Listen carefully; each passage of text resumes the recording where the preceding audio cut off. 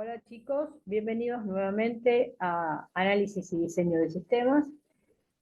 En esta segunda etapa, como ya estamos viendo en las últimas videoclases, estamos viendo la etapa de diseño, vamos a continuar con ellas, y con esta etapa de diseño en lo que se refiere a la interfaz de usuario, es decir, los mecanismos que tenemos como analista de sistemas para ser interlocutores con nuestros usuarios y de todas las herramientas que podemos usar para tal fin. Es decir, vamos a utilizar ciertas herramientas que son fundamentales para interactuar con el usuario, para que su accionar dentro de manipular la información dentro del sistema sea sencilla, sea fácil de usar y sea lo más conveniente. ¿Qué es la interfaz de usuario? ¿Qué entendemos por interfaz de usuario? La interfaz, el diseño de interfaz de usuario crea un medio eficaz de comunicación, esa es la palabra adecuada, entre los seres humanos y la computadora. Sigue un conjunto de principios de diseño que identifican los objetos y acciones para luego crear plantillas de pantalla que constituyen la base del prototipo de la interfaz de usuario. Cuanto más sencilla, mejor, les aclaro a ustedes. ¿Cuáles son los tipos de interfaz de usuario? Bueno, vamos a ver los distintos tipos. Vamos a comenzar con las interfaces de lenguaje natural. Estas interfaces de lenguaje natural son quizás el sueño o el ideal de los usuarios inexpertos, debido a que permiten a usuarios interactuar con la computadora en su lenguaje cotidiano o lenguaje natural. No se requieren habilidades especiales de los usuarios quienes interactúan con la computadora mediante un lenguaje natural. Por ejemplo, si se fija bien, dice, mencione los vendedores que cumplieron con sus metas este mes. Bueno, y le colocamos ahí los nombres como usuarios de los vendedores que cumplieron con las metas. Compare el porcentaje de productos echados a perder en cada una de nuestras tiendas. Entonces colocamos en tal este porcentaje. Es decir, es una interfaz muy sencilla de dialogar, por eso se la llama de lenguaje natural. Luego tenemos interfaces de preguntas y respuestas. En una interfaz de pregunta y respuesta, la computadora despliega en pantalla una pregunta para el usuario. Para interactuar, el usuario introduce una respuesta mediante pulsaciones del teclado con un clic del mouse, y la computadora después actúa con esa información de entrada de acuerdo con su programa, normalmente pasando a una siguiente pregunta. Fíjense ustedes, guardar los campos antes de salir, si no, o cancelar, sería una forma de interactuar con el usuario. Esta es la interfaz de pregunta y respuesta. Luego tenemos como interfaz el uso de los menús, ¿no?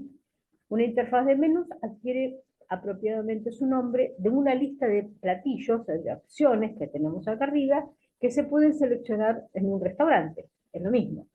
De forma similar, una interfaz de menú proporciona al usuario una lista en pantalla de la selección disponible. En este caso, archivo, edición, gráfica, tarea, distribución.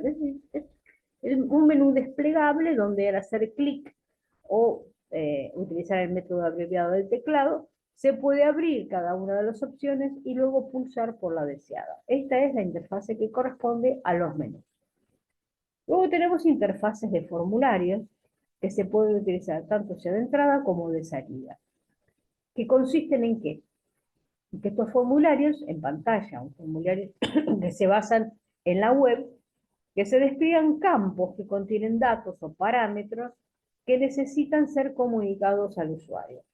El formulario a menudo es un facsímil o es una tabla en general de un formulario impreso que ya es familiar para el usuario, o no, puede ser que no. Esta técnica de interfaz también se conoce como método basado en el formulario y en formularios de entrada-salida. Este es un ejemplo típico de cómo ir seleccionando a partir de menú desplegable distintas opciones y se van armando, en este caso se arma una factura, ¿tá? O una orden de compra, donde se va seleccionando una serie que, no sé, si acá, por ejemplo, selecciono un código, automáticamente va a aparecer acá el nombre del producto, si se colocó la cantidad y aparece el precio unitario, y automáticamente se puede ir colocando la suma estimada, la suma estimada.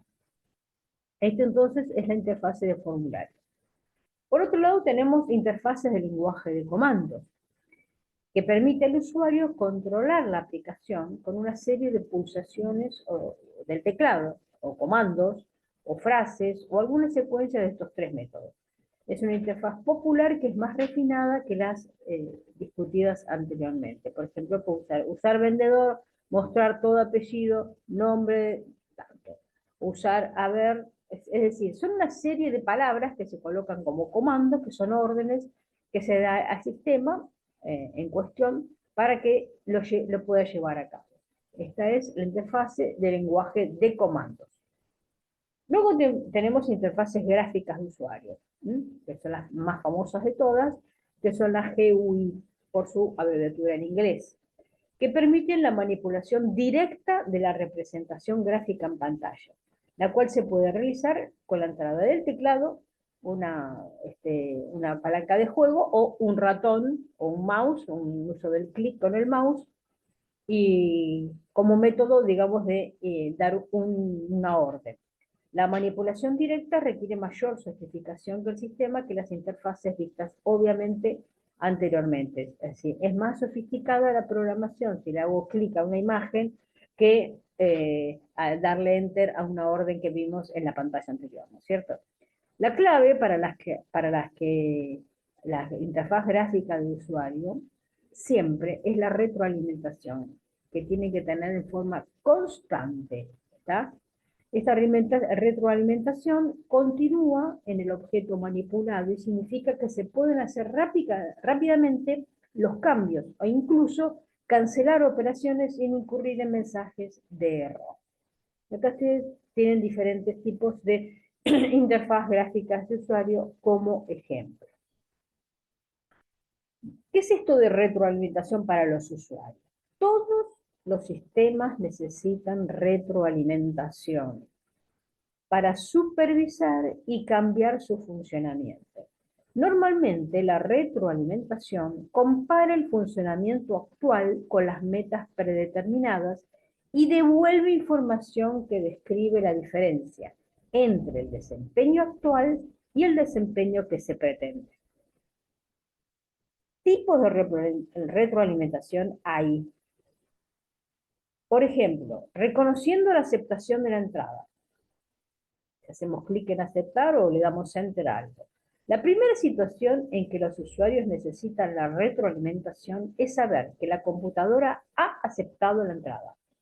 Por ejemplo, cuando un usuario introduce un nombre en una línea, la computadora proporciona retroalimentación al usuario, avanzando el cursor un carácter a la vez, uno por vez, cuando las letras se van introduciendo correctamente.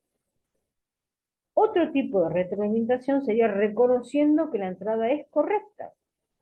Los usuarios, la anterior es que la aceptan, y esta es correcta. Los usuarios necesitan retroalimentación que les diga que la entrada es correcta. Por ejemplo, un usuario introduce un comando y la retroalimentación declara listo, como progresos del programa a un nuevo punto. Un ejemplo bastante pobre de alimentación que le dice al usuario que la entrada es correcta es el mensaje aceptar entrada. O simplemente presionar en el botón de comando aceptar en una pantalla, debido a que en ese mensaje se toma como espacio extra, es absolutamente crítico, y no hace nada para alimentar la entrada de más datos. Otro tipo de retroalimentación es notificando que la entrada es incorrecta, y esto también es importante, y yo le diría muy importante. La retroalimentación es necesaria para advertirle al usuario que la entrada no es correcta. Cuando los datos no son incorrectos, una forma de notificar a los usuarios es generar una ventana que describa brevemente el problema con la entrada y que le diga al usuario cómo corregirlo. Por ejemplo, en este caso está diciendo la duración acá pusieron una duración de una suscripción en una cierta cantidad de días, ¿no?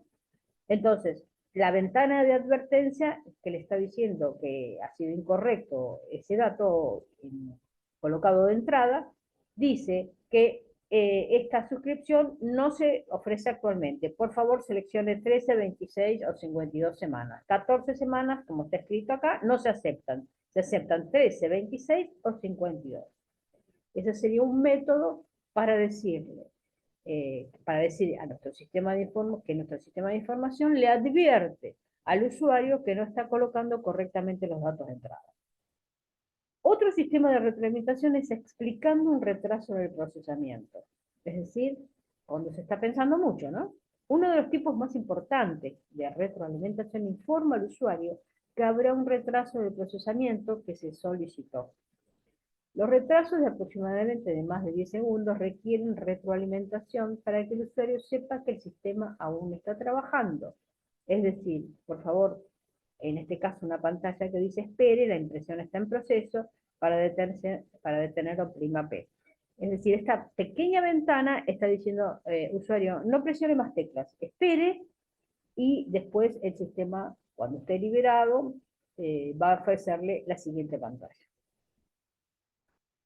Otro método de retroalimentación es reconociendo que una petición está completa. Los usuarios necesitan saber cuándo se han completado sus peticiones y podrían introducir nuevas peticiones. Con frecuencia se despliega un mensaje de retroalimentación específico cuando un usuario ha completado una acción, tal como puede ser, se ha agregado el registro de empleado, o se ha cambiado el registro de cliente, o se ha eliminado el número del artículo tal, tal, tal, tal. Es decir, una actividad se ha realizado de alguna manera. Notificando que una petición no fue completada, es importante establecérselo y hacérselo saber a nuestro usuario. La retroalimentación también es necesaria para permitir al usuario saber que la computadora es incapaz de complementar una petición. La computadora no hace nada por sí misma, así que hay que esperar que el usuario lo haga. Si la pantalla lee incapaz de procesar la petición, verifique nuevamente la petición, el usuario debe regresar entonces y verificar si la petición se introdujo correctamente en lugar de continuar introduciendo comandos que no se pueden ejecutar. Es decir, si ha colocado algo que está bien, debe decir, miren, ha colocado algo que no está bien, vuelva a hacerlo con corrección o como se solicita. Otra forma de retroalimentación es ofreciendo a los usuarios una retroalimentación un poco más detallada. Los usuarios necesitan estar tranquilos de que la retroalimentación más detallada está disponible y deben mostrar cómo pueden conseguirla. Se podrían emplear comandos como ayudar, capacitar, explicar o más. Es decir, si tenemos problemas, la ayuda es de fundamental importancia. Vamos a ver el diseño de consultas. Cuando los usuarios hacen preguntas de la base de datos o se comunican con ellas, consultas de base de datos, estamos acá, dicen que la consultan. Es decir, cuando le hacemos preguntas a la base de datos, nuestro vocabulario empleado para tal fin es que le estamos realizando consultas. Hay 6 tipos de consultas muy diferentes y las más comunes serían, como les dije, hay 6 tipos básicos de consultas. Cada una involucra 3 artículos, una entidad, un atributo y un valor. En cada caso se dan 2 de estos y la intención de la consulta es encontrar el artículo restante. Acá, tipo de consulta 1. En el primer tipo de consulta se dan la entidad y uno de los atributos de esta. El propósito de la consulta es encontrar el valor. La consulta se puede expresar como: ¿cuál es el valor de un atributo especial para una entidad particular? ¿Qué hizo el número de empleados 73.712 en el año 2009? Se pueden declarar más específicamente como: ¿cuál es el valor del atributo año 2009 para la entidad número de empleados 73.712?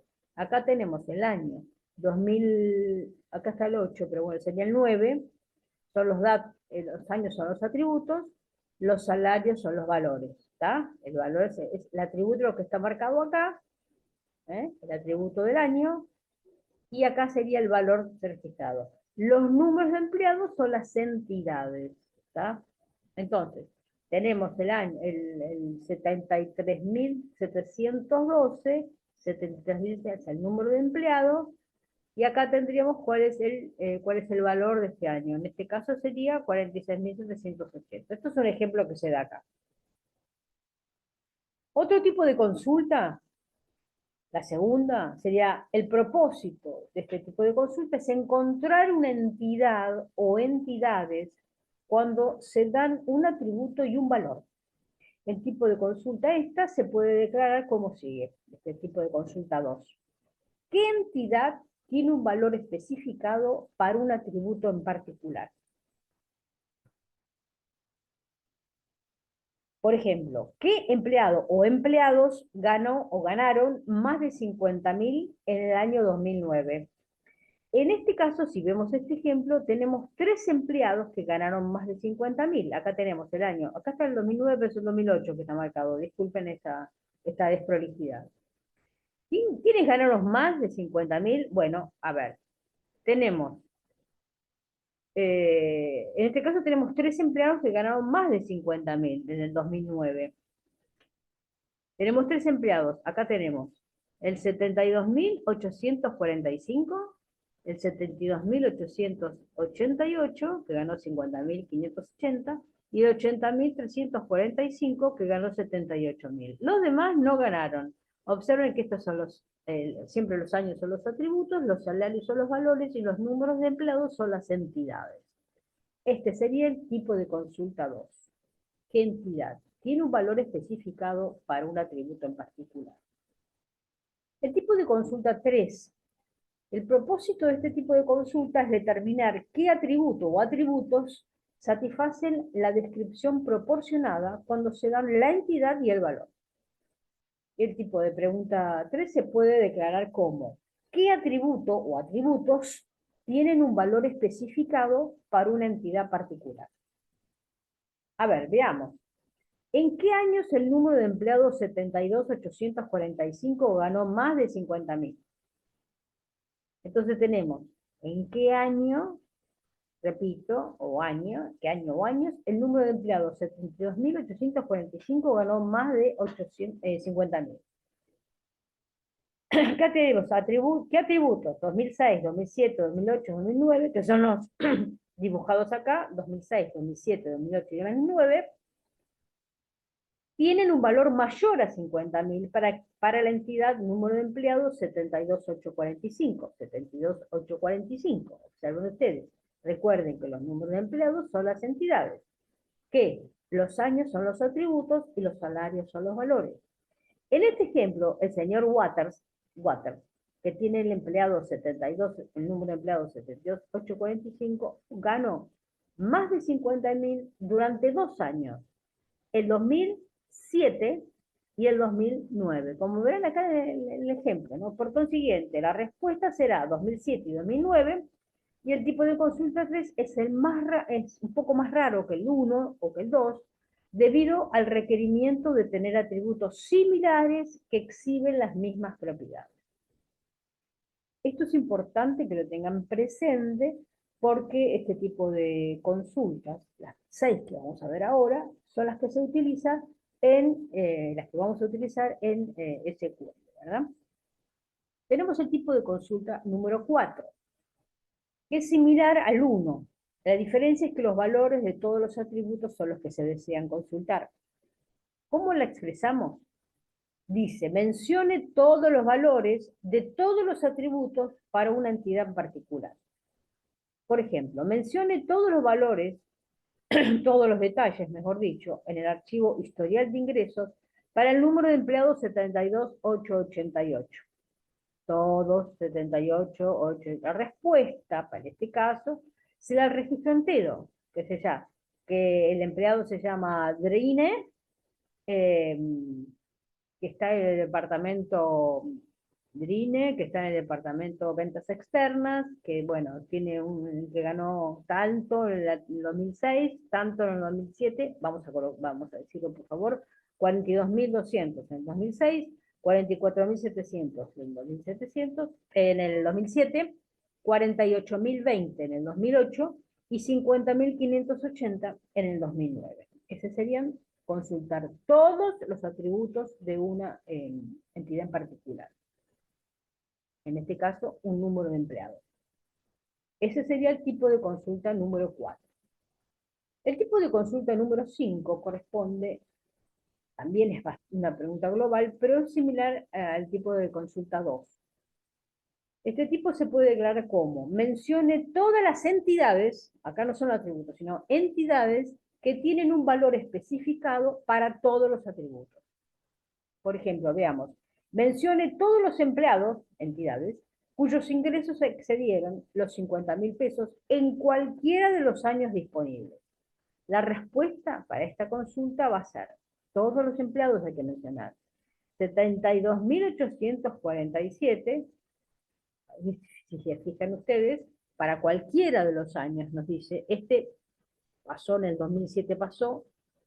Después tenemos el siguiente empleado, pasó en el 2009, por lo tanto lo incorporamos, 72.888.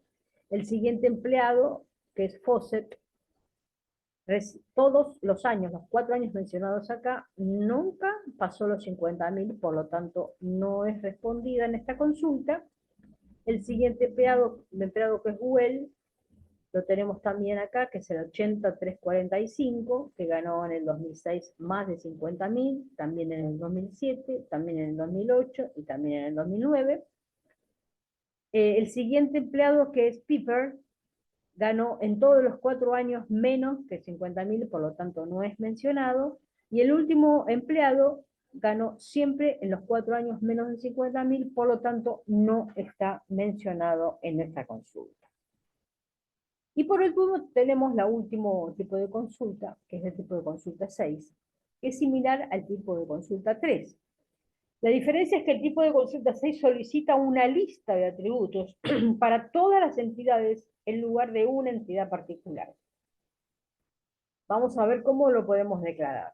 Y se mencione todos los atributos que tienen un valor especificado para todas las entidades. Veamos. Mencione todos los años en que los ingresos excedieron 40.000, ahora estamos en 40.000, para todos los empleados de la compañía. Entonces, hay que mencionar los años